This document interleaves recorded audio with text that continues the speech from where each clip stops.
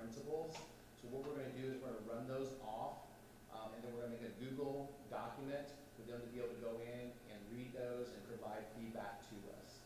So that's the process that we're going to go through to kind of get the principals' input, because as you said, Gloria, they're really the ones who are in the trenches using those administrative guidelines, and so we want their input and feedback on that. Okay. Yeah. Wonderful. Do you have a expected go live date with that? Have you got anything from Bernie on that that would say, hey, if we get it back to you by this time, and somebody get a calendar so that? Yeah, let me check, because Bernie's coming in the end of this month or middle to end of this month. Okay. So let me see what timeline usually they recommend. I'd like for us to move quicker than what they probably will recommend. Yeah, because the last yeah. time, It was like 3 years. Like it was. Yeah, yeah. And I think the nice thing is that what I've heard with us being more digital, it can go much quicker than it was with the papers. Okay. Yeah. Good question, Laura. Thank you. I think we ought to bring up something on school safety, our anticipation opening up the doors and what we are looking at. That will be the report, Mari, that we'll bring to you in July. Is that what you're referring to? Yeah, I just want them Yeah. to know, everybody else to know that facilities is working on something that. So I think as I shared, we've got 4 teams that are meeting. One is academics, one is workplace safety, which is dealing more so with our employees. One is health and safety, which is dealing with our students. And then we have another one that's dealing with just finances and how's it going to be impacting, what kind of monies are we going to be looking at. And within that, those categories is how are we addressing those kinds of concerns. So, yeah. For the cameras, will Chief Lingenfelder be at the meeting at all, do you know? I'm not sure, John, I can ask that or issue him that invitation. So. Thank you.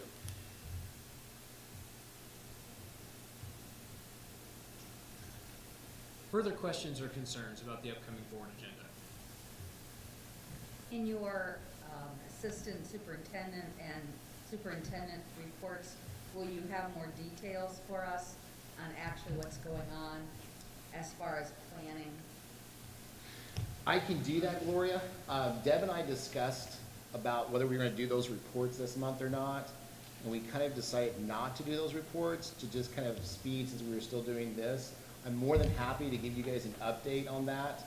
We really don't have any specifics yet to share with you because we've been waiting for the state. So, I mean, I think what we need to know, I don't want to speak for all of us. sure, go ahead. Okay. But is that something is going on as far as thinking about it, Oh, yes. scenarios. If this happens, Yep. this happens. Sure. Here are some possibilities. There's a list of possibilities on what we can do. Yep. So when you do get that directive, you can go to that list and say, okay, we know we can't do this, we can do this. So you're just not, oh no, now we have to Yep. plan something. So I met with 12 superintendents today, and we discussed a lot of different scenarios because we're hearing a lot of different things come about. So yes, we have a lot of different scenarios. Has there been anything actually put down on paper? No, there's not. But the one thing that the 12 superintendents discussed, because we're all kind of from this area, is we feel like that we're going to have a very consistent program, because if it's not the same here as compared to a Frontier or North White, we're going to hear about it, or they're going to hear about it, or something like that. So the 4 superintendents from White County also discussed meeting together to make sure that we're consistent with kind of how we're rolling some things out and stuff. So And that's good for us to know. yeah. I think that would be important, because if I have a kiddo in school and I don't like your program, but I like one of the other county schools, that may be a cause for moving too. Right. Maybe we can win or lose, but I would hate to see decisions made on that basis. Yeah. So yeah. I don't know if I'm allowed to talk during this, but I can give you a quick update. So I'm the head of the health and safety, and then Chrissy Holtz is the head of the workplace safety, and Deb Metzger is running the academic committee. And the 3 of us have sat down and have like a concrete plan about how we're going to go about making a plan. So I know like plans for the plans. I get that that's, but it's true. So we have a specific, in the workplace safety and health and safety, we have a very specific checklist that we had gotten from the state and from the CDC. So we're going through that checklist and then preparing for the worst, so then we can always dial it back instead of having to make a re-plan for something that's like extravagant. So, and I know that, I don't wanna speak for Deb, because I know she's not here, but I have her in a text, like we've been going back and forth. But her committee is doing something very similar to where they're planning as if like, we're not going back to school, we have e-learning as the worst case. And then dialing it back, so there will be different sets of plans. I will tell you, it's gonna take a while, so if we get Dr. McCormick's say tomorrow, I hope that we'll have a significant plan by July, but I'm just trying to be real with you, I don't know if it'll be set in stone. So, because I'm starting to get anxiety now when I'm hearing that in July I'm gonna have to present a plan, and I just texted out, I was like, oh no! So, just so you know, we'll have something, but I doubt it'll be like this is exactly what we're gonna do, because I don't even know if we'll know specifically, and it's gonna take a little bit, especially if we do have to prepare for the worst, because the CDC guidelines are very impossible. I mean, it's really much all I can say. And we can work with it, we can, but it's gonna take some plannings. It's gonna take planning how the kids are in the hallway, and how they're in the gym, and how they're on the bus, and how they come into the building. So it's like a plan for every single section of every single school. So it's gonna take a little bit. So I just kind of wanna make sure that I put that out there. So when July comes and we're like, this is what we have, and you're like, this is your plan, I don't want you to be like upset that it might not be complete, because it's gonna take a while. Are you including TLCTO in that? So Is there currently, things on that? right now, so I am in the ear of my building CTO members, and I talk to Darcy frequently too, just kind of calling her, running stuff by her. So we don't have specific plans yet to include them, but they will be included. So, and I think we've told you guys that Will before. they be included, how early will they be included? That's my point out there. I think that the issue is, I wish I could answer your question. I just don't know what Dr. McCormick's going to say tomorrow. So Okay. that is where I feel like we are waiting, because, Okay. Not put the cart before the horse. well, and that's what I'm saying. I would hate for all of us to spend so much time planning and then Dr. McCormick come out and say, oh, this is what we're going to do, because I feel like that's what we've been doing. We've been creating a plan, and then the governor comes out or Dr. McCormick comes out, and then we have to revamp a plan. So it's almost like we're wasting time when we could be doing so many other things. So we are preparing for the worst. So I know that my committee, I've combined it with Christy Holtz, and my committee and her committee are meeting. We have the checklist, we've all been going over it, but we're meeting for the very first time on Wednesday, because we wanted to wait for Dr. McCormick to say what she has to say, and then we are gonna very strategically go through and split it up. So I know that there's gonna be certain members that will be reaching out to CTO, to teachers, just to get input. Okay. Barb, do you have any questions from the TLCTO relative to inclusion or anything? No, all I know is that a lot of things that are probably going to be looked at, as far as all of those 4 different areas, anything that is a mandatory item of discussion definitely needs to go through discussion before it's implemented. Of course. Yeah, Okay. so, Well, I think that's what we needed to hear too, that you're planning on planning, you know, Yeah. that there's something And keeping going everybody. on. We have a plan for our plans. That's You pretty much plan how for your plan. I've been explaining it to And people. everyone's in the same boat. Right. So, I mean, all schools, all states, Gold so, state. but it's good to hear that Twin Lakes is planning for a plan. Yes. May not come about. It's good to hear. Based on this information, Gloria, are you comfortable with where administration stands, or do you still feel the need for additional documentation between now and? I don't think we have any No, choice I but don't- to wait.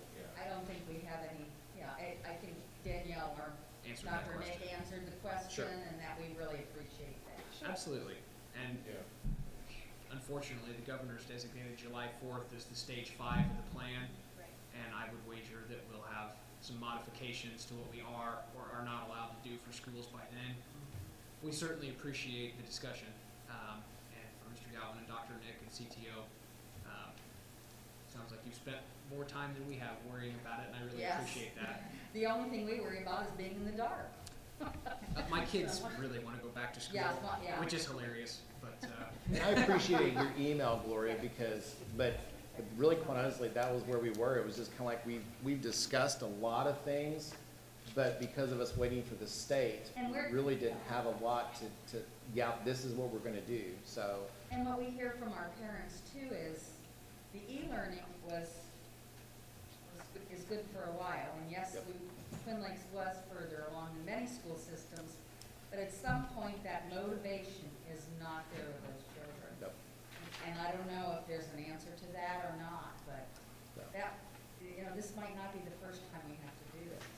I know one of the things that Deb and I have talked about, Mike, to kind of come back to your question, with her team of academics, is that if by some chance we would have to do e-learning, to provide a little bit more specifics of what does that expectation for our teachers look like. So, because what should they be doing within those lessons and stuff. And as Barb said, all these things, we want the Teachers Association to be involved. We really didn't know what was gonna happen from the state first, so the administrative team, we felt like would kind of go through and address some things, look at finances and those kinds of things, then get the TLCTO to come in and join us as we kind of finalize what that plan's gonna look like and stuff, so. So when are you planning on putting the questionnaire out relative to the e-learning? So the survey for the parents will probably go out in the next week or so. I know that several of our teams are meeting next Wednesday. And I know I collected a few surveys today from the other superintendents in the area to kind of see what questions they were asking. But I know Deb's team's working on that. We've discussed that she was wanting to do that survey with teachers and parents and students to kind of get some Yeah. feedback on I that. can see the impact from that coming back to what your 4 teams are working on, particularly the education side. That could be huge, even though the state says this, you may say, well, So, Deb is meeting with her team on Tuesday. Oh, Tuesday. So they'll talk a little bit more about that. yeah, okay, well. I was thinking Wednesday, personally, sorry. I would- On Wednesday. My Your team's Wednesday. Wednesday. Yeah, Deb's meeting with her team on Tuesday. Okay, and thank you for speaking up, Dr. Nick. Of course. You always- I wasn't sure because I know there was like a Yeah. disclaimer at the bottom of this meeting notes if I was allowed to talk, but I felt like I knew a lot about this. I wanted to make sure I That's gave you the fine. information. You want principals here because you have so many of the answers. Yeah. We do want principals. And we want the CTO. We'd like more people, but But we're limited. yes. and what I really wanted to do was have my administrative team divided up into the areas that they felt comfortable. I know Danielle was really passionate about social and emotional, and that's some of the big areas that we're looking at. And I wanted them to just kind of work on this. So they were up, actually, quite honestly, where she probably can answer questions a lot more because I wanted my teams, I didn't want to micromanage them. I wanted my team to kind of, think big about what do we need to do to get people back, so. Yeah. And in the interest of positivity, I guess I should point out that during the last 3 weeks of distance ed, we started to get some creative emails from teachers who had observed the fall off in classroom participation, who knew there were kids who had had it.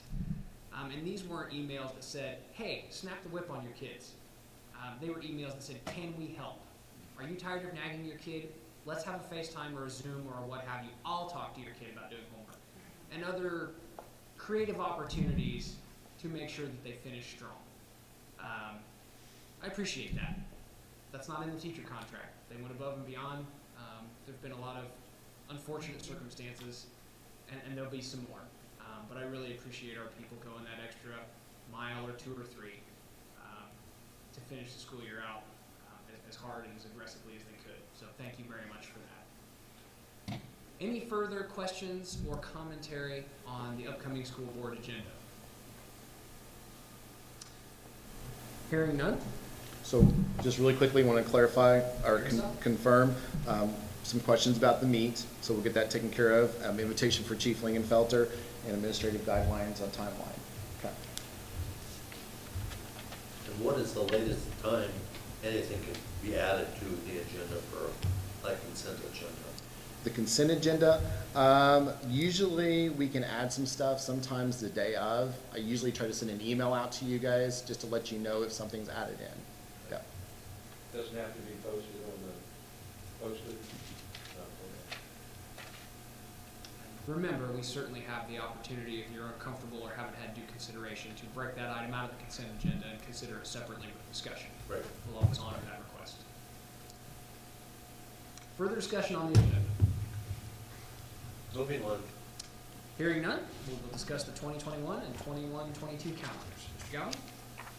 So I sent out a kind of a proposal to you of what we were going to try to discuss to clarify that a little bit better, of what we were looking at and what were the differences between the calendars.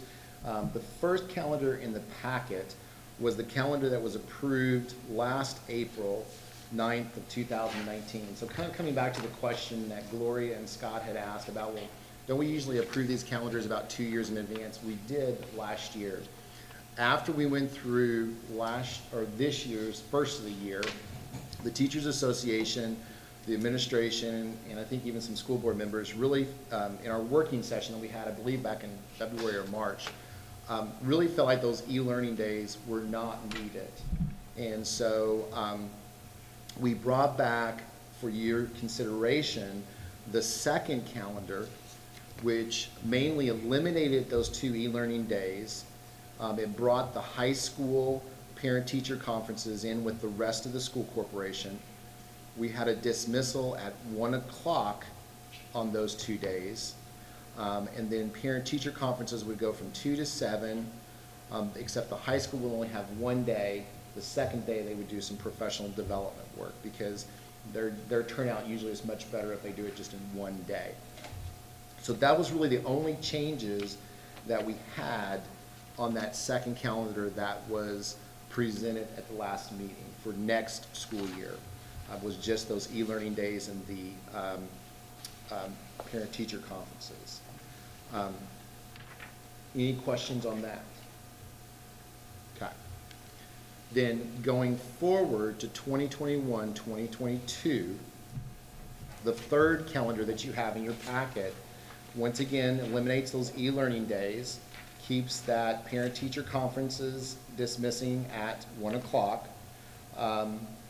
Once again, high school would have professional development on the second day, and then we had the full week of fall break. And this was proposed last month for the 2021-2022 school year.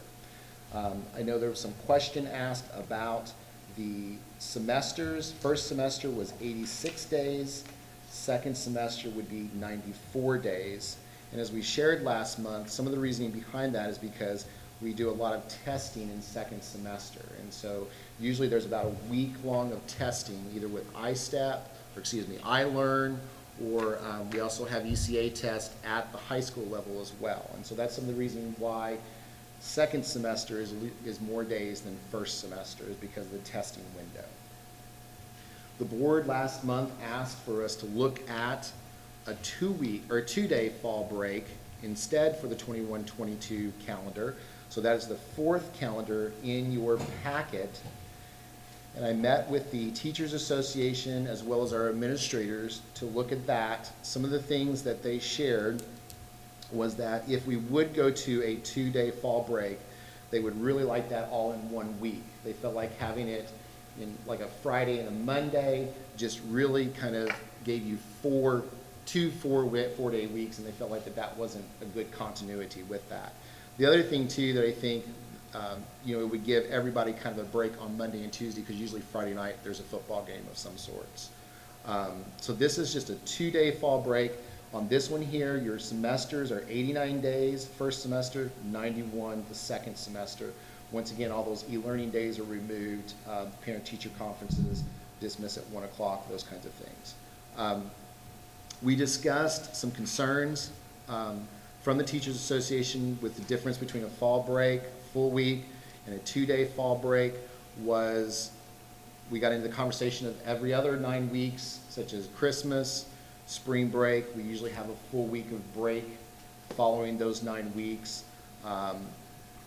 As Danielle, I believe, shared with you in an email very eloquently, the concern over social emotional issues, as well as teachers dealing with trauma issues and just needing that kind of break in their schedule and stuff. So those were some things that came up in our discussion. Barb, was there anything else that you wanted to add from the TLCTO? Nobody has brought anything to me. I don't know if anybody's brought anything to Darcy. Okay. So, and we invited some of our calendar committee members to be here this evening. So, and I thought somebody was gonna be here, but, so anyway. Danielle, do you wanna say anything else from the principals? No, I don't think so. I just wanted to make sure that I sent an email so the board understood that it wasn't just we all sat there and like, we want a week off. That's not how we work. So, I know all of you know this, I'm very driven in data. I'm very passionate about social and emotional learning for both our students and our teachers.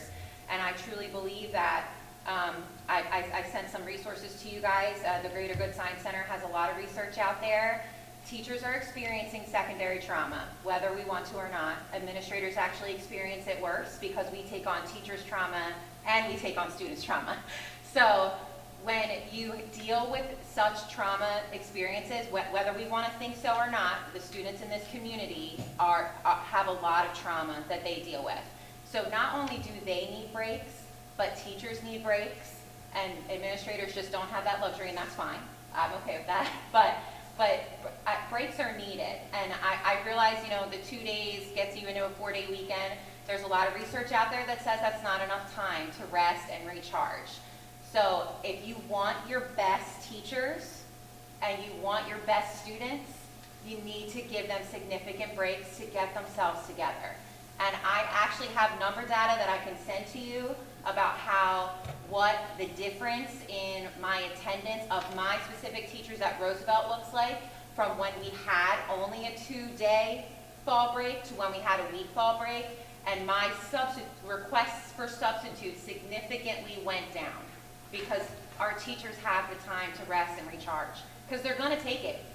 And then we're getting subs. And I'd rather have my best teachers in that classroom with my students, not teachers who are frustrated, not teachers who need a break. I just, there's times as an administrator, I go to my teachers and say, you know what, I think you need to take a personal day tomorrow because you need a break. And they tell me that too. I'm sure Darcy was probably wanted to say that to me a few times. So we all need breaks. You guys need breaks. And it's unfortunate teachers do take on a lot of that trauma. And if we don't give them that time, we don't get their best. And that's not fair to our students. And I want to make sure our students get the best from our teachers. So I get it. I understand that it may be an inconvenience for whatever, the sports, the families. I do understand that. But we also want to make sure we're providing the best education possible to our students. And you can't provide the best education if you don't have your best teachers there. What are the other corporations in the county? Thank you for asking that, John. I was getting ready to say that. So I checked, and I felt like I misled you guys a little bit last month, because when the superintendents had last discussed this, Dr. Goad over at Tri-County was on a full week of fall break. At that time, Mr. Seasteen at Frontier was on a full week of fall break, and Teresa Grimeau at North White and I were the ones who had not moved that direction yet. As Mike pointed out last month, Tri-County has a new superintendent. I looked at their calendar for the 21-22 calendar. They are going back to a 2-day fall break. North White has a 2-day North White has a 2-day fall break. Delphi has a full week of fall break, and Frontier still has a full week of fall break. Frontier's full week of fall break, though, is a week after ours. So it's the last week of October is when their full week of fall break is. So, but yes, I thank you for asking that, John, because I apologize for that. That was the last information I had heard from those superintendents, and we've had some changes in those situations. So there's very little consensus amongst the White County schools. Correct. Yeah. In terms of calendar at this time.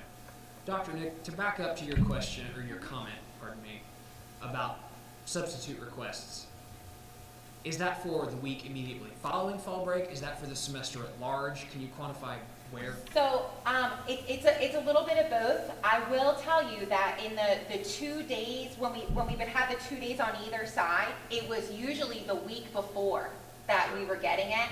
So I will tell you that we always do like a 9-week celebration at Roosevelt before a break, and we always had the least amount of teachers during that time. So it was right before. It was either the day before or 2 days before. Sometimes it was the day after or 2 days after, and then sometimes it was coming like a week after. So, and I'd always talk to my teachers, why are you out? Are you okay? Like, do you need something from me? And more times than not, my teachers just need a mental health day. So I know that that sounds weird, and I know that we don't actually supply mental health days, but that's what personal days are for. So, I mean, they need time. I can understand that, being married to a teacher. It's tough, I mean, they And do. your daughter being a teacher Need too, time. so. Thank you for that clarification. And I think one of the reasons some of us are questioning that time off was because of all the time off we've had with these e-learning days.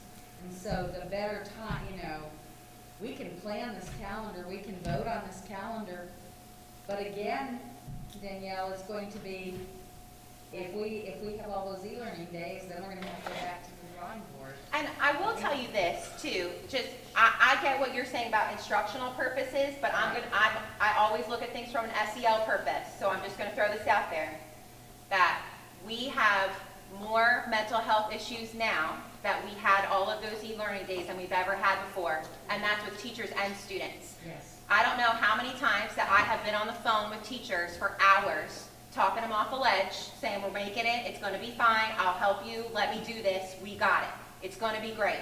Let me show you how to do it. Let me talk you through it.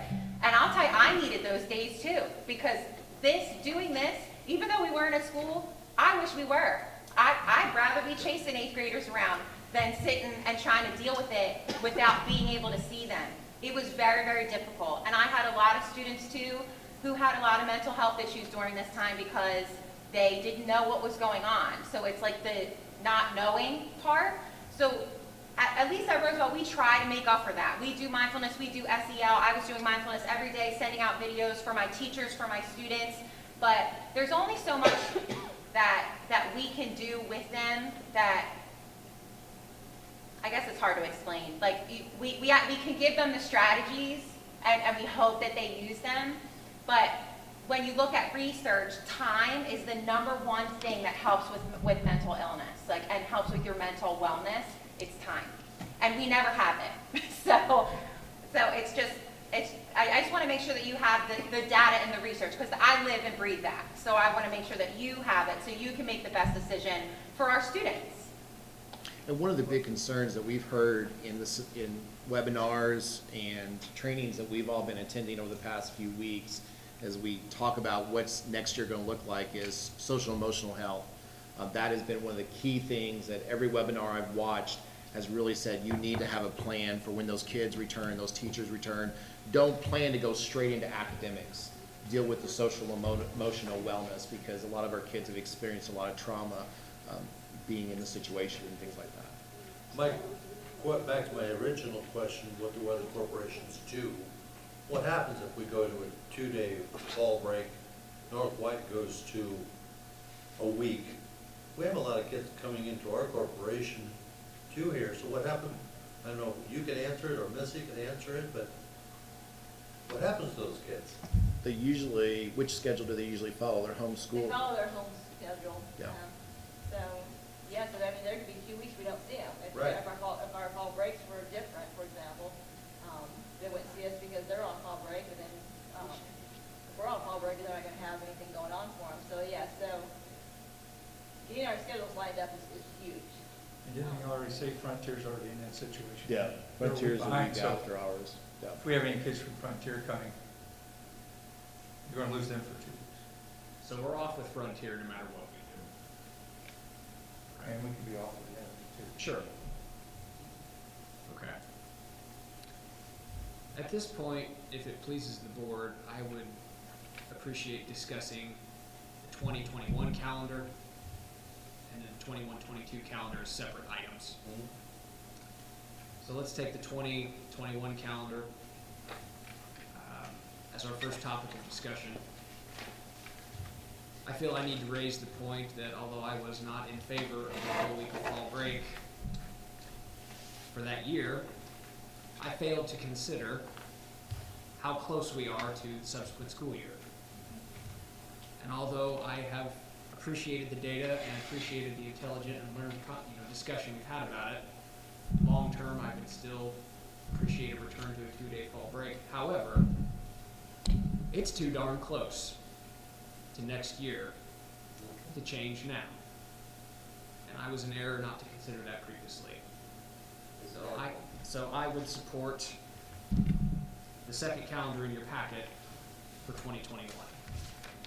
That's where I stand on that this evening. I would have to disagree with you, Shane, because our adjustments with e-learning shows that we're running off the fly anyway, so making a small adjustment like that this early in the year, I don't see that really being. I'm gonna go right along with what you said, Shane, we're way too close. I don't think we could change that. We certainly can. It's just We whether or not can, it's a but good I don't- idea. And we may. According to you, yes. No, I mean, We're talking with seven Dr. people. no, the state we may change. But our decision has no bearing on how that goes. Oh, no. This would just be at our level. Ms. Kennard? I think the statement you made, Dr. Nick, about the substitutes and teachers taking off, that's very interesting because that has been a problem in the past, finding good subs, and they're not, people aren't there anymore. Having the teacher in the classroom, whether it's Twin Lakes or it's, I don't want to use another city name, it doesn't matter what the socioeconomic situation is, the trauma for these kids is real. Parents aren't used to having these kids, it's tough on the parents, it's tough on the children for e-learning, and we do need just to have some fun with families. So, although I'm an advocate of being there and learning, no fluff time, I do believe we probably do need that week. I probably do. Thank you for your information. That does put a different spin on it. Mr. Godlove, do you have a comment or thoughts? Not really. On the basis of the substitutions and the social emotional elements for this year, I have no problem continuing with five days. Okay. Although I know we're not voting on it. No, we're not voting on it, but I felt it was necessary and appropriate that all of us outline how we felt and where we stood. I think you're right, we need to get the 2021 set now, and we've got some time before we have to worry about the next year's. So that's an option. We can table that. Historically, we've put these calendars out there quite a bit in advance. It seems like we ought to, for 21, 22, maybe we ought to at least wait and see what the state says. Yes. We have that option. I know the universities have decided that they're not, when the kids come, they're going to try to keep them there, and then they're going to send them. Yeah. So kind of what we've heard, like with Purdue, Yeah. is they're gonna start August 24th, and they're going through to November 24th, straight through, no breaks. And on November 24th, then they'll finish out, which will be Thanksgiving, I believe, they'll finish out the rest of the semester through online, virtual, which is mainly just finals, I think, is pretty well all that remains, so. And I realize that college students are a whole lot different than kindergarten teachers chasing kindergarten kids around. They're not that much different, though. I'm going to be honest with you. I think that's a very bad choice for universities, and I will tell you, I wish that I had some data right now of those kids, because I'm serious. I do think that they're going to have some mental health issues spike, and I bet we're going to hear about some suicides. I'm serious. I hate to say that, but I'm just trying to be honest.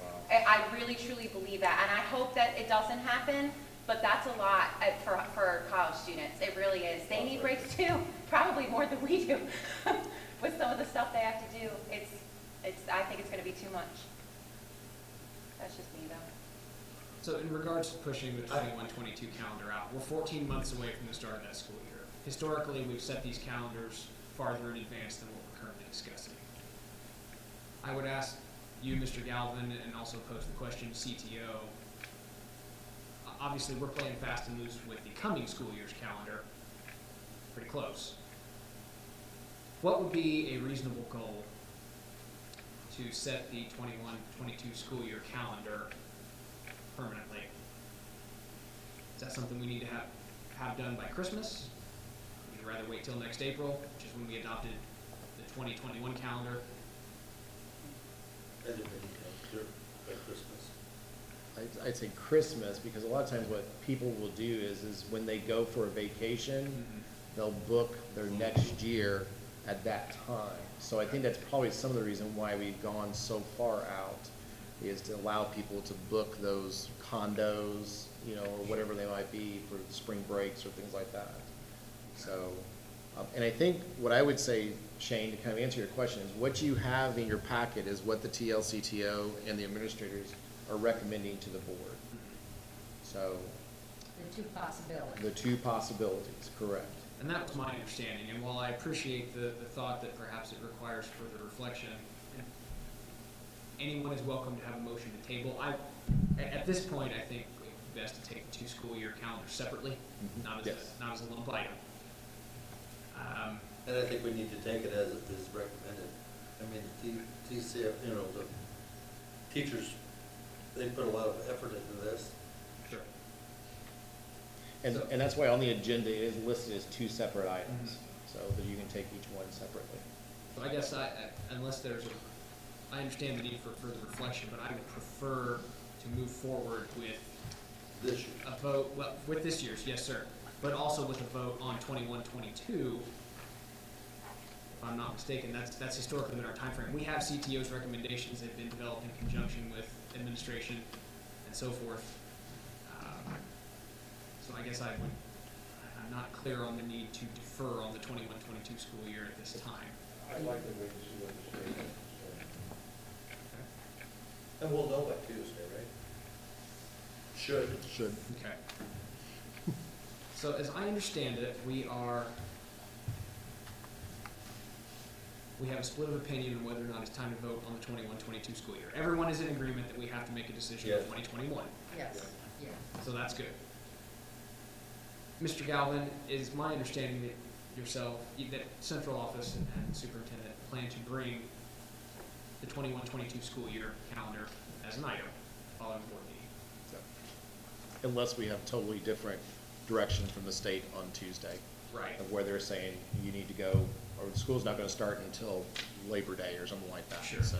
Now, when I was in school, it was after Labor Day. It still is in some. I have no comment. It at this is time. Because, I mean, they don't go to Mr. the- Godlove, I would recommend that The way it is if the now, we're in recommendation school is 2 brought weeks before before the Labor board, Day. I know. and you feel that It's the further hottest reflection time is of the year. needed, by Robert's rules, I would encourage you to move to table. And then if there's a majority, then we will certainly do so. And if there's not, then we'll proceed with the vote. Because McCormick's statement is going to refer to this coming year, 2021. If the 21-22 calendar, Yeah, she's not. that may change completely. Almost certainly. Hopefully they know that's. I think we should wait and start school after Labor Day and no longer we're gonna have to put these kids into school and try to keep the schools warm in the hottest times of the year.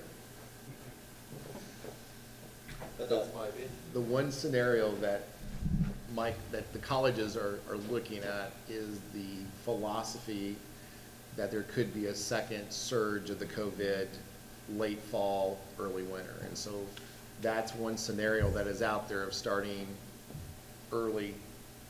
mid to early July, go jam it all in, then take a lengthy break in the middle of the year, 2 to 3 months, to where everybody's once again social distancing, and then bring them back and go a little bit longer into next summer, so. What I just think. Yeah, Plus, they don't want them leaving campus and coming back. Yeah. And they want to just come and stay. so, but like I said, if you would ask any of our people sitting here who have education connections, we have heard every scenario under the sun. And as I shared with our superintendents today, the scary part for me is every scenario has dollar signs connected to it. And that's what concerns me. Because with us losing the amount of sales tax that we've lost in this state, it's going to be very difficult as we move forward. So, Mr. Galvin, for clarity, you plan to present as your recommendation to the board calendar number 2 in our packet for 2020? That is the one that the administration and the TLCTO would recommend, getting rid of those e-learning days. Okay. And for the 21-22 school year, if that motion is not tabled, you plan to bring calendar 3? That is the one that would be recommended from the Teachers Association Administration. I appreciate that clarification. Yep.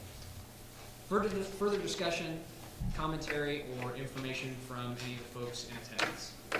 Shane? Yes, sir. One clarification, I will have calendar, the fourth calendar there, to where if the third calendar is not approved, you can bring that up for consideration. Okay. Okay. If it's tabled, then we do not vote and we discuss further. But Correct. if calendar 3 is defeated for 21-22, we have the option of calendar 4.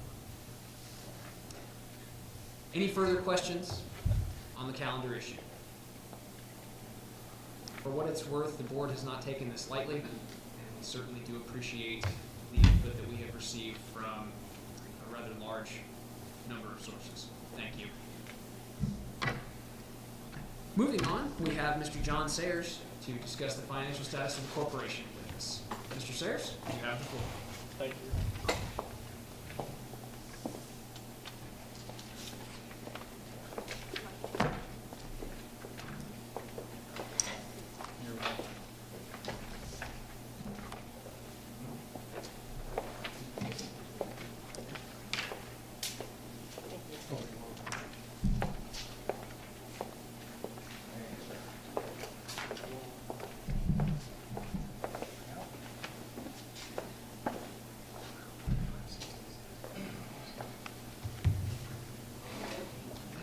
Move my mask now. My mask and my glasses don't work together. Without my glasses, I won't be able to read this. So what I did was look at your operations, or excuse me, education fund. So as we go through this, if you have questions, please feel free to ask. I'll try to explain what I did and where the numbers come from. But the first page talks about your September ADM for the last 10 years. One of the things I wanted to look at is what's the pattern here, or is there a pattern? And you've lost a little over 300 students over the last 10 years. You've lost about 10% over the last 10 years. And the reason that is significant is the dollar follows the child these days, and so every time, you all know this, every time you lose a child, you lose student count, you lose dollars from the state to support those. The projected number for 2020 is 2,260. Your February count was 2,290, I believe. And this is by replacing your senior class with your kindergartners. That's the number that is projected for the fall. The next page is the state basic grant. And I guess at first glance you say, well, if we're going to lose 70 students, make sure I got my numbers at 70 or 60. That's 60 students. We're going to lose 60 students from last fall, and there's $6,000 a student. Some quick math says we're looking at a $360,000 loss. However, you're not really looking at that because of the state student reimbursement next year going up. So if you had, in this example, 2,320 students at 55.48, that generated $12,871,360. In 2021, and this, remember, when I say 2021, that's the January start of the funding, so that you're splitting 20 and 21. But in 2021, those 2,260 students will generate $12,920. So there's actually an increase. Even though you have a 60 student count decrease, because of the increased funding, there's a slight $48,000 a lot in my world, but you have at least an increase, so it's positive. So it's not nearly as negative as first glance of the $300,000. And I just want to remind you, this is on the September count only. Any decrease in the February enrollment then also reduces what you're going to get in 2021. There are actually 4 things that affect your count. I don't know if all of you understand this or know this, but I'm not boring you with it.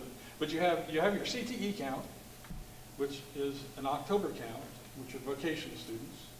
You have your December 1 special education count, which affects your budget. You also have your September count and then your February count. So the amount of money you bring in over the course of the year can fluctuate 4 times from the start of your school year till the school year ends. You always hope it's positive, but typically from September to February, you've had a decrease in student population. So if all things being equal, it's a wonderful year, February count's the same as September count, you're going to have $48,000 more. If that February count goes down, you're going to start losing a portion of that money. So you have to keep that kind of in the back of your mind as well. So even when you do your budget, that hard, fast number is not a hard, fast number. It's a hard, fast number that day until a new count comes in. And you typically, I think your vocational counts have tended to go up. I don't know, special education count It's going up. tends to go up. Unfortunately, oftentimes with special education, any increase in funding, a student count drives some additional service needs. So often that's kind of a wash. Not always, but oftentimes it is. And then your February count goes down. Even if you have 10 mid-semester graduates, you lose that funding for those students. And I don't know how many you have. I didn't look, but typically people have a few of those. So it can go down. So just, again, to remind people that it can fluctuate over the course of the year. On the next page, I did your operations fund cash balances.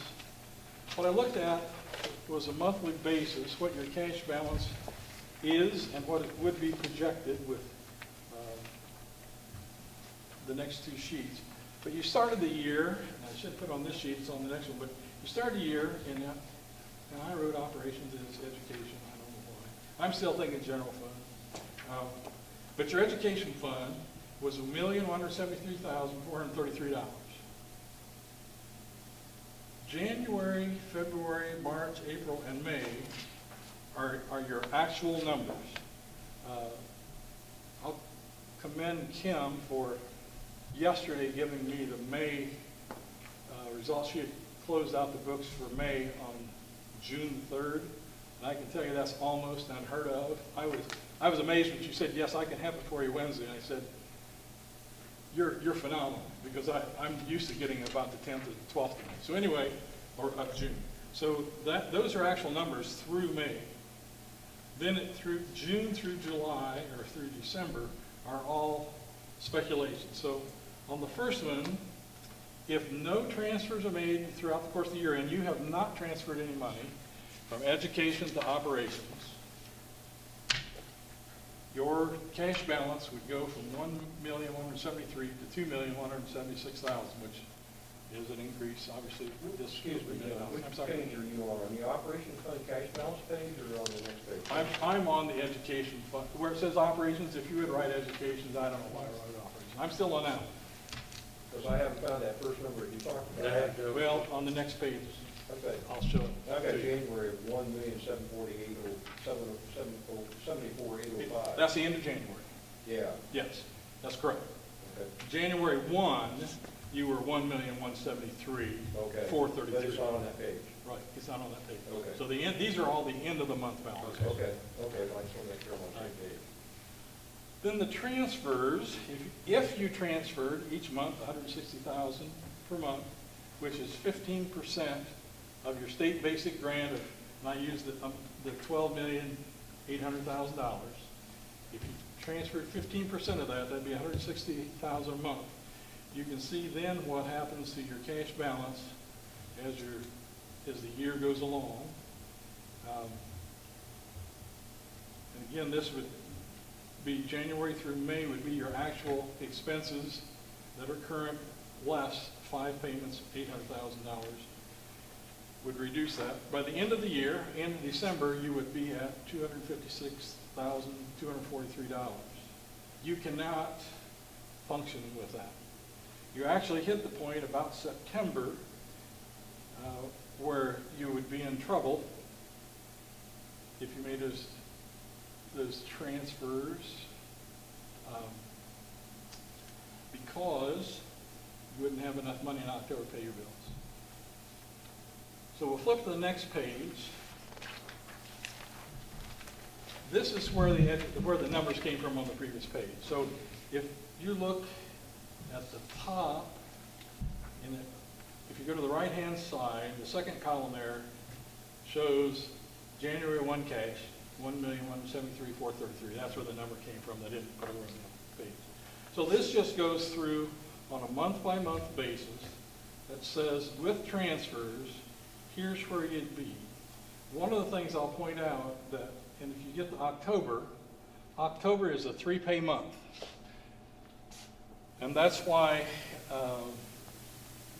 when you look at the previous page, at the numbers, even look at this page, October, you don't have enough money to pay your bills. So that's why you can't make that $160,000 every month transfer. You would have insufficient funds. Does that make sense? Okay. And one of the things that, and I know some of you have been on the board, and obviously some of you have been in education for a while, you typically want to have at least 2 payrolls covered for your cash balance. And in your case, it would be about $800,000. It would be 2 payrolls a month. Because you get your state funding typically on the 15th of the month. It's either the 15th, 16th, depending on, if 15th falls on a Saturday or a Sunday, but it's typically at the middle of the month. So you could have a payroll in the first 15 days, so you have to have a cash balance to cover that, and some other expenses that you may have. And then if you're hitting the 15th or 16th, in I guess worst case scenario, if your payroll is the 1st and the 15th, you've got to have enough money to cover that. So you really need around $800,000 just to cover payroll. And those of you that have been around for a while remember, I believe it was 2009, when schools did not get 1 month of their state funding. And at that point, I can tell you that I had no idea. I thought the state had to send your money on the 15th. There's a provision in the statute that says within 45 days of the 1st of the month. And that's why most of the time, people like to have a 3 payroll cushion. You don't have to have that.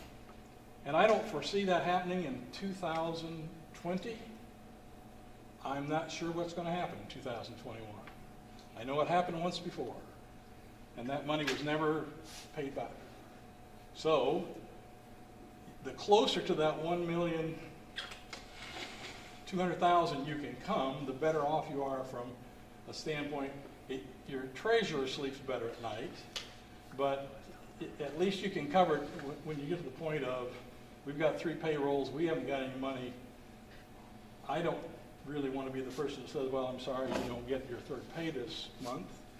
Never had to do that. Don't know that I'd ever want to do that. So you really want to have that cushion of $1.2 million or close to that $1.2 million. And again, that doesn't cover all your expenses for the month, but if you look at each month, all other, when you look at the number, let's just take January for example, that all other includes the $202,000, that includes a $160,000 transfer. So all other expenses really were only $42,000. That's not too bad. So you don't really have to have a lot more. You just have to have $42,000 more than cover your payroll.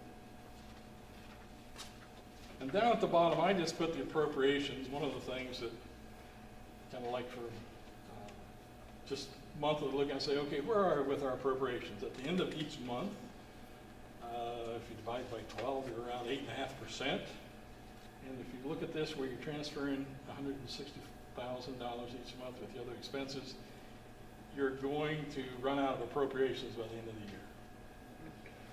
So you either have to do an additional appropriation, which will eat up all your cash, or stop your transfers. And again, this is just the scenario where you transfer 15%. And remember, the state wants you to transfer 15% or less. They don't want you to really don't want you transferring 15. If you're transferring over 15, you've got to explain to them why. But realistically, they want you under that number. And that number came from, remember when we went from general to education operations, there's a number of expenses that you pay out of operations that you used to pay out of general. And it used to be when you got your state reimbursement, that was all general fund expenses. But now, it's education fund expenses and some of those things that used to be general fund expenses, like your custodians, your maintenance people, your central office staff. Those are all now operations fund expenses that used to be general fund and now are operations. So that's why they're allowing that transfer. Hopefully that makes some sense. And then the little chart at the bottom shows that if under this scenario, 70% would be salary, 24% would be fringes, 6% would be other.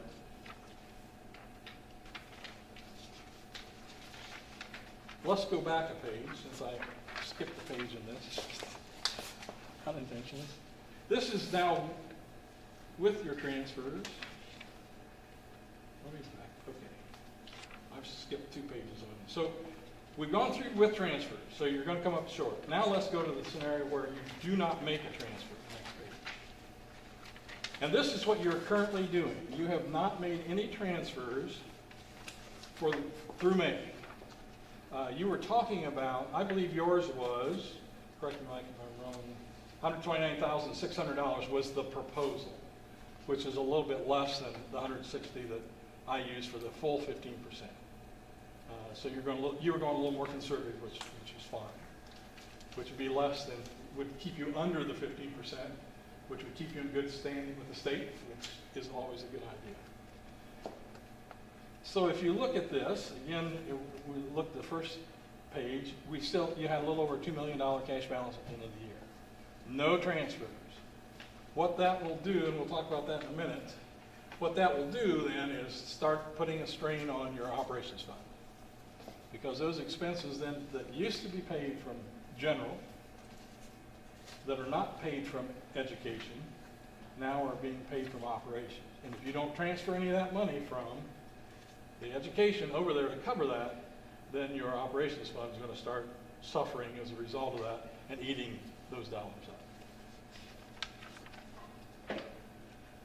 Any questions on that? Hopefully that's fairly straightforward. Then budget factors. Next page.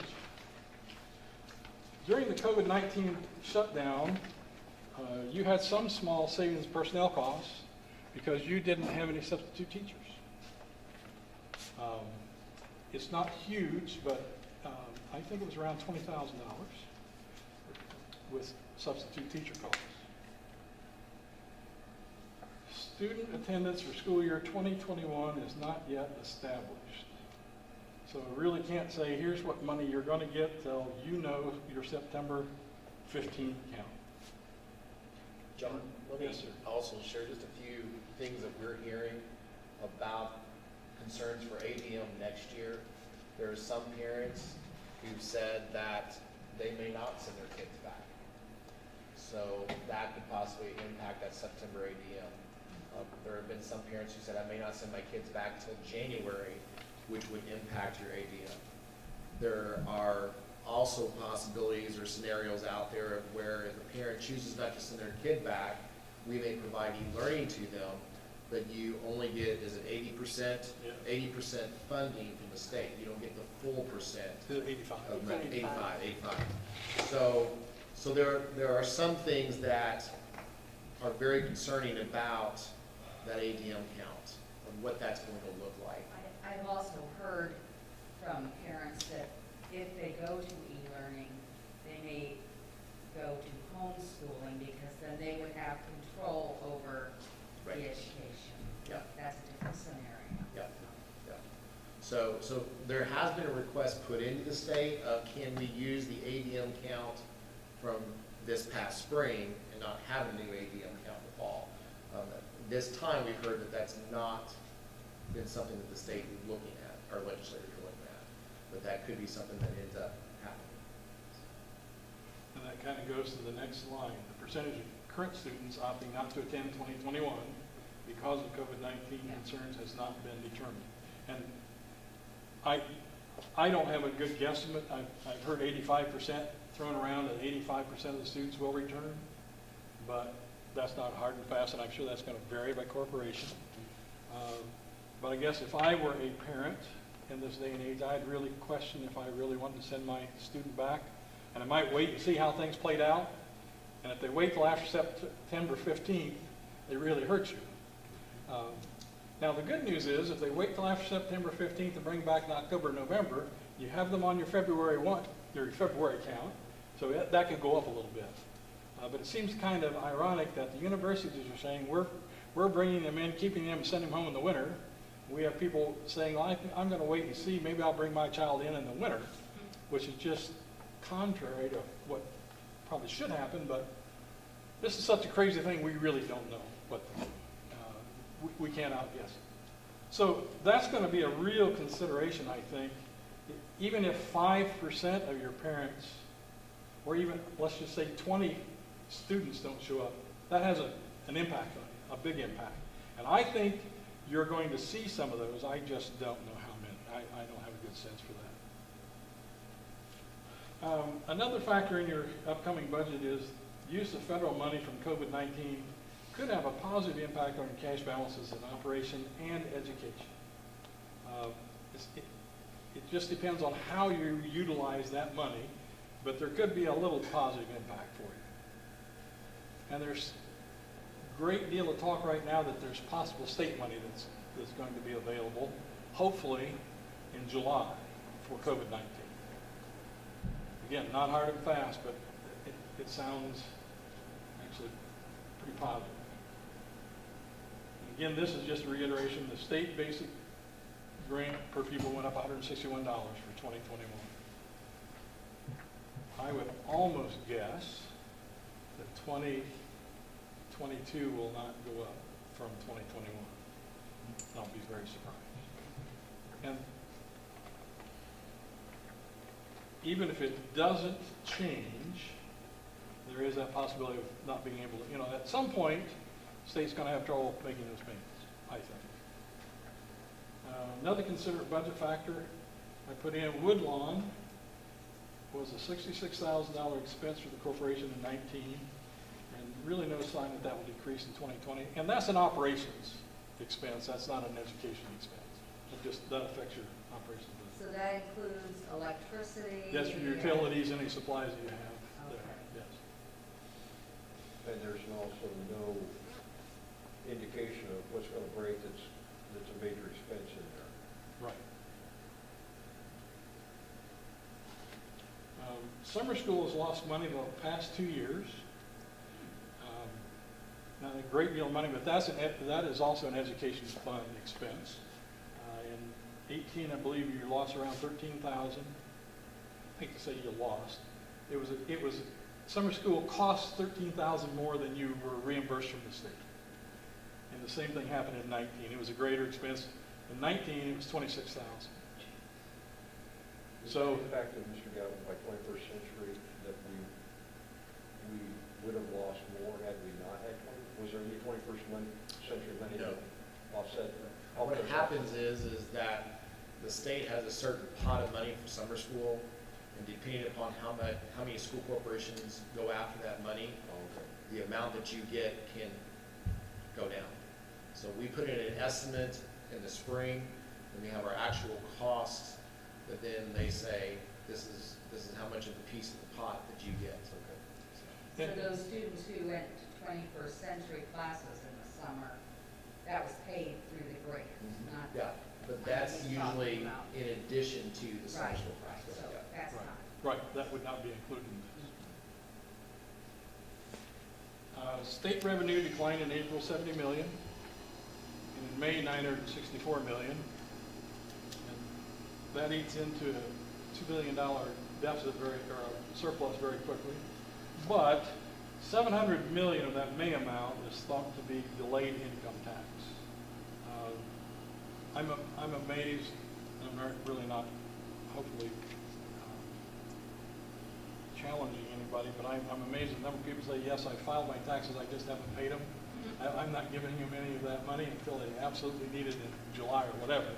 So it will come in, so hopefully. You still gotta pay it, just pay it. Yeah, just pay it, but that's delayed, and I was surprised that it was that much. But obviously gaming dollars for April and May are going to be zero. They'll start back up, I believe, in June. And that's not a huge portion of the budget for education, but it is a significant amount for the state budget. Just one more shortage of revenue they have from their forecast. And state agencies, other than education, have been asked to reduce their budgets by 15%. So everybody but education has already been asked to make that reduction. I don't see the governor going back and saying to those agencies, let's do another 5 or 10%, and not saying to education, you've got to be part of this as well. I think that's down the pike, not too far. And reduced transfers from education to operations will result in less ability to maintain buildings at their current rate. So if you don't make any transfers, or you reduce your transfers, it's just going to be a cumulative effect down the road that maintaining buildings is going to be difficult.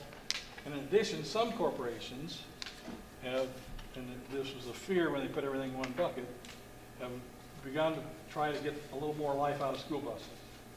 And I worked with a corporation that had a number of buses that were 14 years old. And I said to the mechanic, tell me about these buses. How do you feel about these? And he said, I don't feel they're safe. I said, don't say that in public, because you've just opened up the checkbook. But I think that's a terrible way to go. I think 10 years is a real challenge, and it better be an awfully good bus at 11, fairly low mileage. But I'd implore you, please don't go the route of squeezing another year out of buses.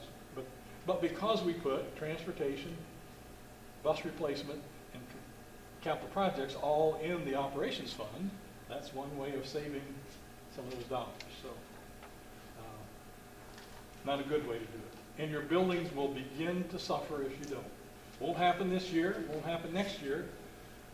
But if you look at putting $1 million less each year in there, over 3 or 4 years, that's going to have cumulative effect. But we do have alternatives for that million if it's actually in the buildings, right? You can float some bonds to do some things that we pay the piper now, we'll pay it later, but. Absolutely. You have yes, you have an option if, rather than using operations money or the old capital projects dollars, you can do a GO bond for a project and take care of building maintenance and construction issues that way, which again is an impact on your tax rate.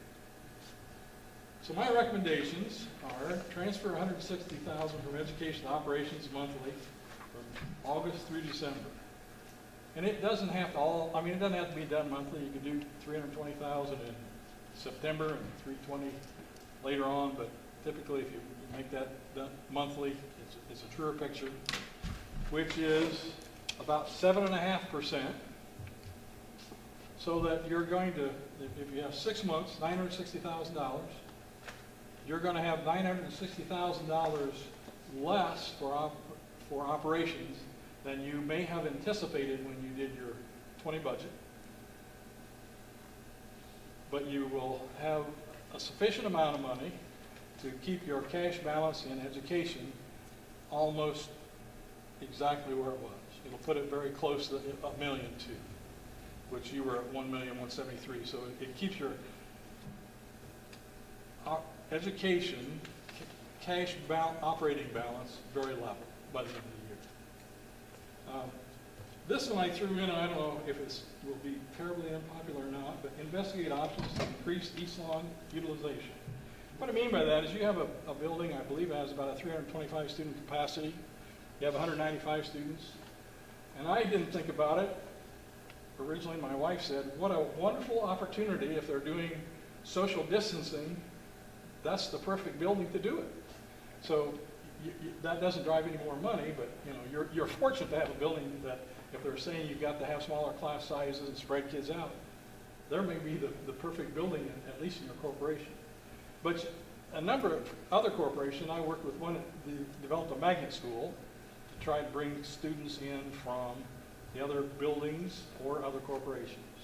And the magnet is what you want it to be. I happen to think that special education magnet's not all bad. Can be expensive, but high ability is a possibility. STEM schools, But I think you need to think about some possibilities there, because you have a well-maintained building that has some room for expansion. I guess dream of the possibilities there. There are some options out there. And again, I worked with a corporation that developed a STEM school, and it worked very well. Make summer school self-sustaining. You just have to reach the point where you say, we're going to offer, and I'll just use math, social studies, PE. I'm amazed at the number of kids that don't take PE. I didn't know you could do PE online. You can even do that. But you need to have sufficient enrollment that will cover your costs, and say, if we don't hit our enrollment numbers, we just can't have those classes. That'll save you, I guess $25,000, but that's significant. And then be prepared for a 5% budget cut for 2021, $750,000 to $800,000. I think that's not unrealistic at all. I would have said 10% earlier, but I really tend to believe that the economy is going to get better by December, and maybe we'll be working our way out of this. I guess if the market's an indication, it's supposed to be better in November or December for the economy. So I think I saw where Moody's says that they don't think our funding will return to 2019 levels. When I say our, the state of Indiana, to 2019 levels till 2024. So it's a little bleak, and it may be a little longer than we thought, but I guess be prepared for, I'd be prepared for a 5% cut. Anything you can do now to prepare for that is helpful. Like if there's any possibility that you have any retirements or transfers and you can not fill those or combine those, if you do it now, it will just lessen the blow a year from now. At this point, I throw it up for questions. Questions for Mr. Sayers?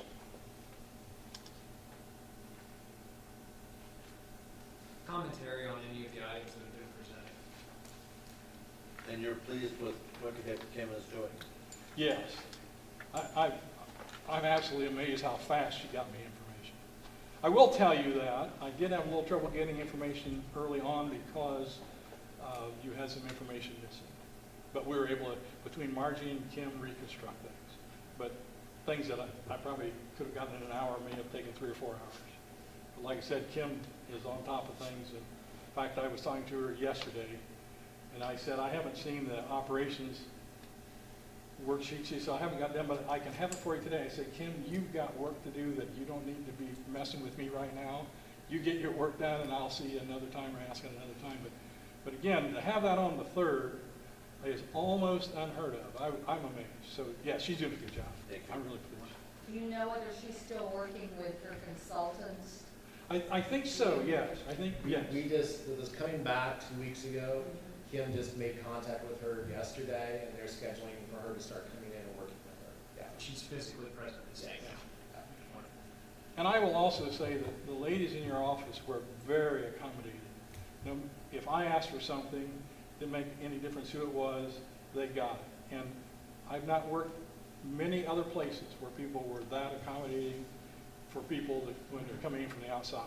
I tried not to interrupt too much because I know payroll days are hectic, and I never want anybody to miss a payroll. I learned that a long time ago. But they're very, very accommodating people and very hard-working people, so I think you have a great staff. So We know that. we had asked, is this just the first part of your presentation? Yes. Or, Yeah.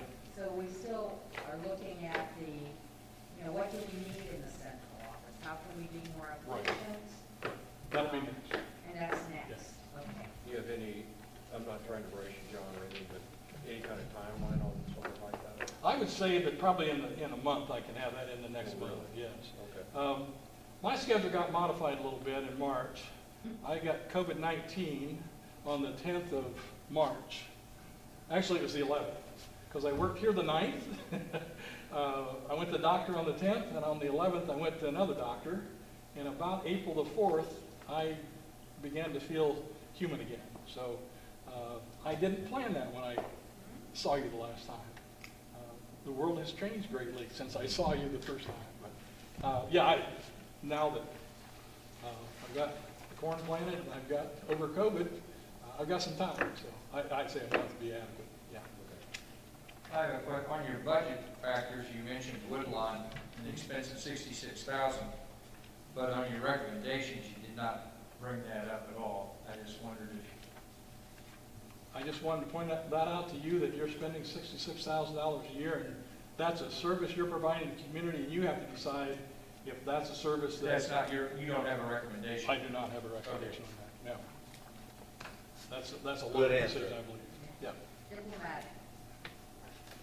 John, in regards to the increased East Lawn utilization, I think you're referring to the fact that the average class size out there is probably about 18 to 19 versus the two in-town grade schools in the mid-20s. Would you conjecture that if we redistrict to where we're pulling additional kids into East Lawn, that we're going to be able to eliminate a section and therefore eliminate a certified staff member? Or is it simply more to balance the workload? So It's that balancing, I think it's balancing the workload. So that's not a cost saving, but that might assist our middle and Oaklawn teachers who are experiencing class sizes in the Yeah. 25 to 27, 28 range. Yes. Okay. Yep. I think I heard you say something about social distancing, if we have to. Yes, when you Always open this school year, they're in the perfect position, I believe, to social distance because of their numbers. If my student were here, that's probably where I'd want them. Should I say that publicly? I guess I did. That's fine. Well, in an area of declining revenue, most businesses scramble to squeeze a little bit more out of their assets. Mhm. That school is definitely one of our assets, and it's been a bit underutilized. I'm not wishing larger class sizes on anyone, but it's out of balance with our other two. So I appreciate the issue being raised. I think unfortunately, if you're correct about your budget cuts, we're going to need to think of that and a few other creative measures to do more with less.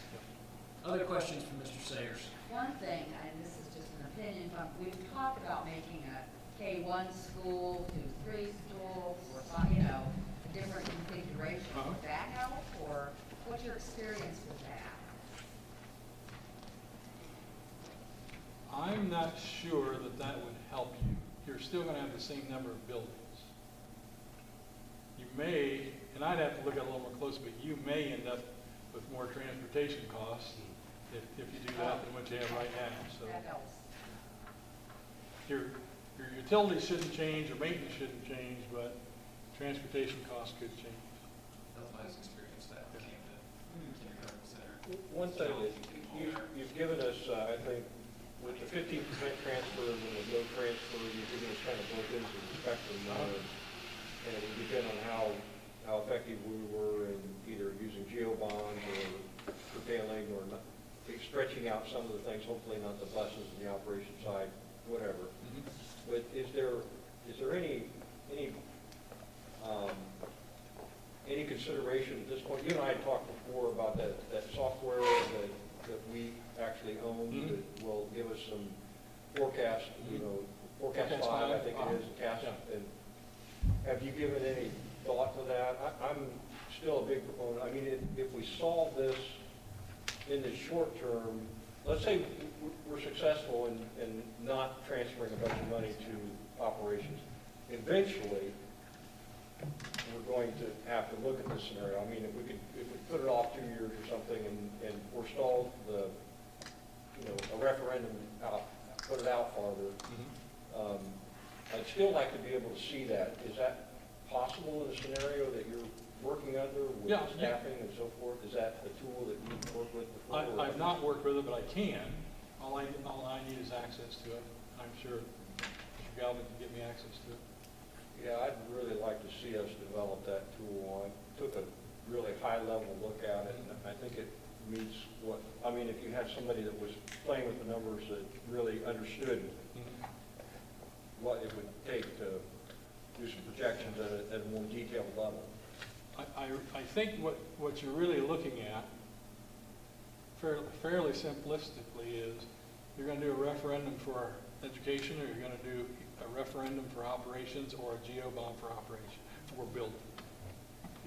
if your revenue continues to decline, unless you're going to do some major cuts, if you're going to keep the same personnel or nearly the same personnel and costs, you're going to have to look at, if you don't transfer to operations, you'll need to do a referendum for operations.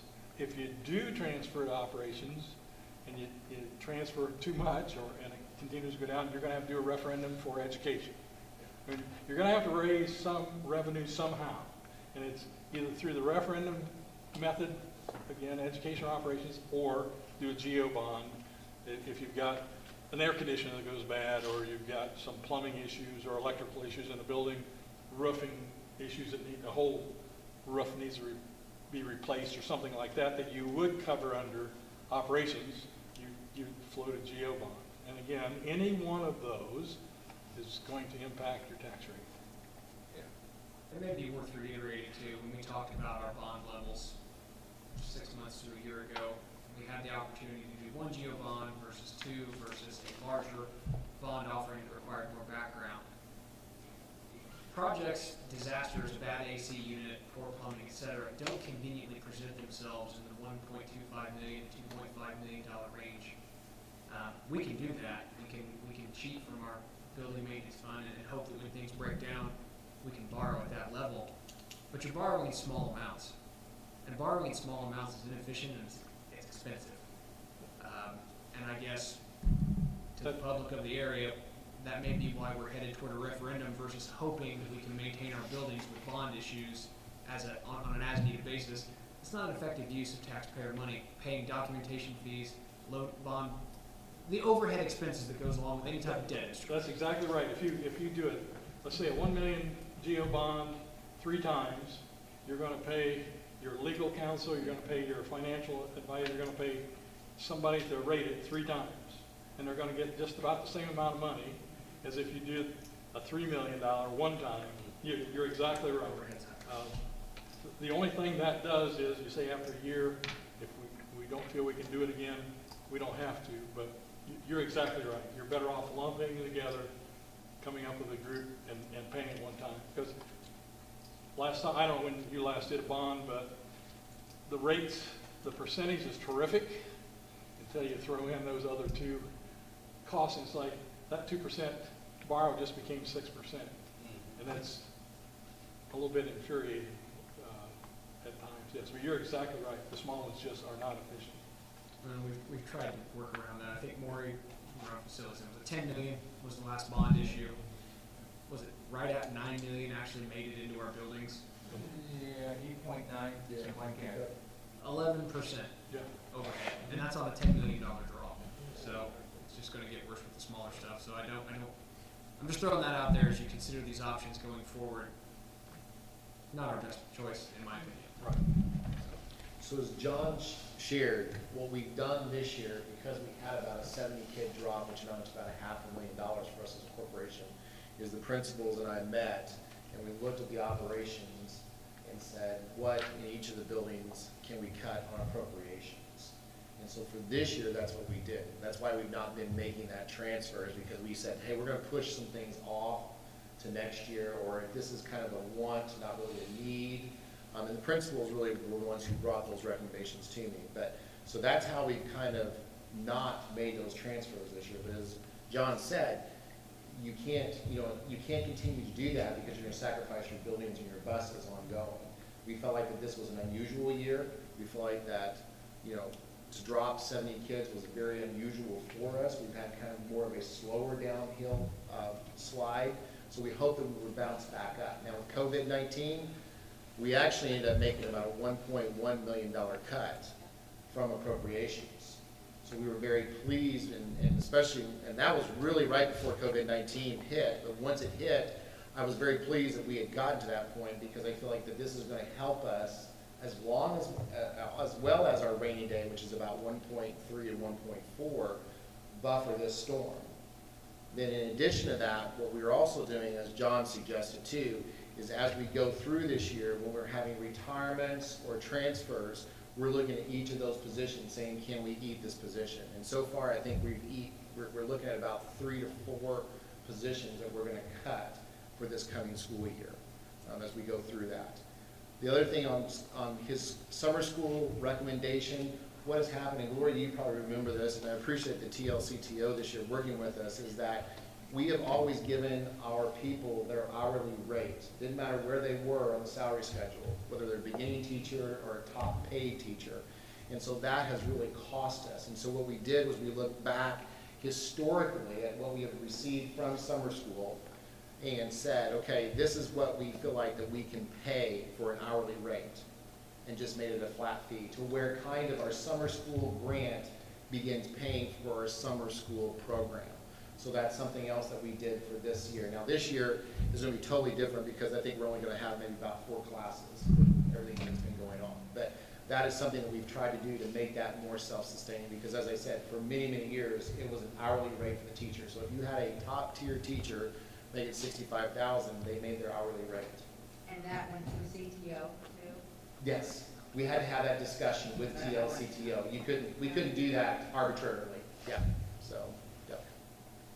And the way, what we discussed is we told TLCTO, what's happening is that those teachers who teach summer school are getting that extra money, whereas that money could be available for negotiations for all of the teachers. So if we make it one lump sum equal for everybody, then we benefit everyone in the TLCTO. Other questions or comments from Mr. Sayers? Thank you very much for coming. Oh, you're welcome. Greatly appreciate it. Thank you. Thanks, Sean. That is all the items I have on tonight's agenda before next Tuesday board meeting. Is there anything else that needs to be discussed at this time? What about the attorney replacement?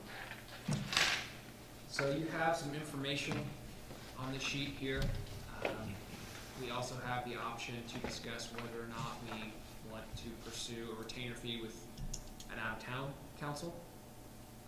By tradition, we've had a local, but we are not required to the best of my knowledge.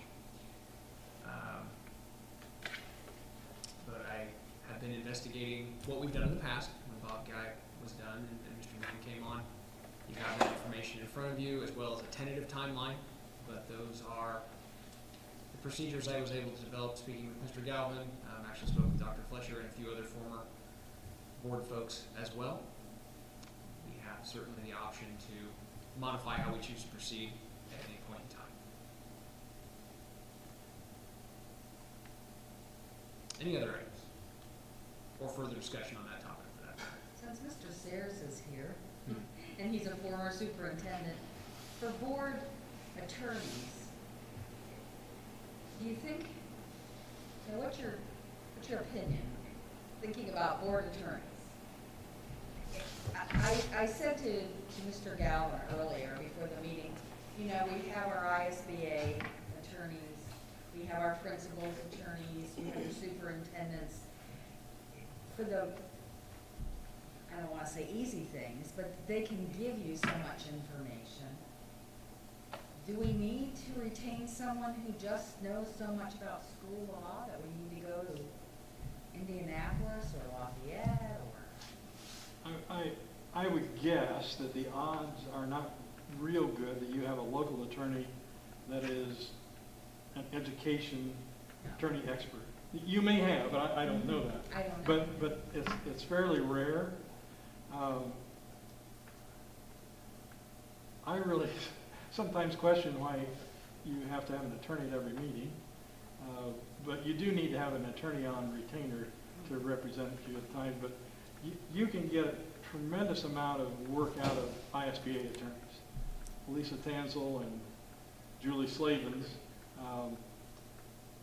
have seen about everything, and if you call them with an issue, they will give you their opinion. But your local attorney probably uses them as well. Oftentimes, superintendent will call with an issue and find that either a board member, or board president has called, or the board president called the next day with the very same issue.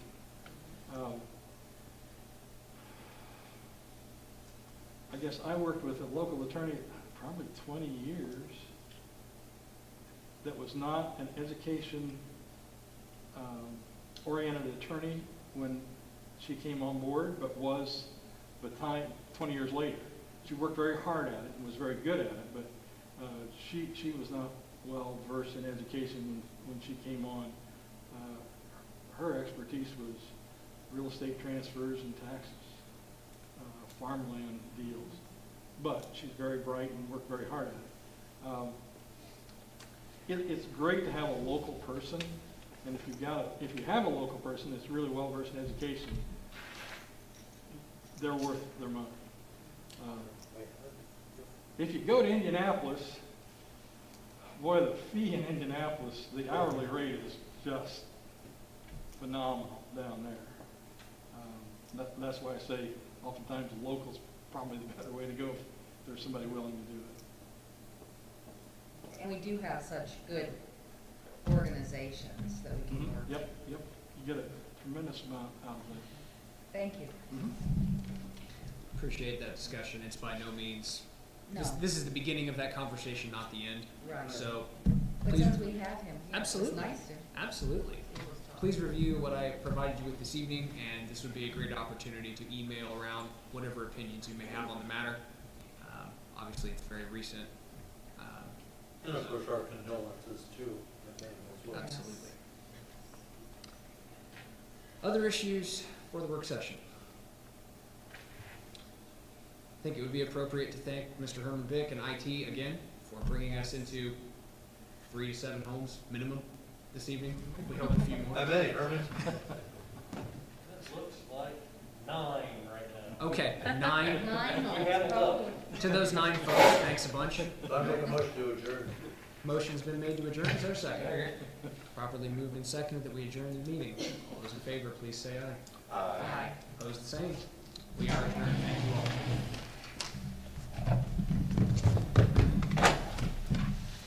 Couple questions for you.